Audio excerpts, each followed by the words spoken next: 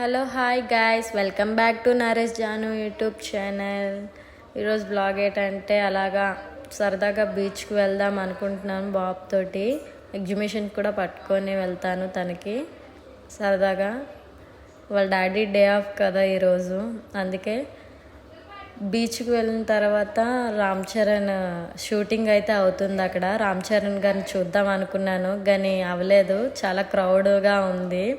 బాబుతోటి ఇంకా ఎక్కడైతే తోసిస్తారో భయం వేసి పక్కకైతే వస్తాను. రామ్ చరణ్ గారిని చూడడానికి అవ్వలేదు. అక్కడ మా అలాగే రామ్ చరణ్ గారిని చూద్దాం అనుకొని వచ్చిన వాళ్ళు బాబుని చూసి బాబుని అయితే ఎత్తుకున్నారు. ఆడు చూసి ఎవరో అనేసి షాక్లో ఉన్నాడు.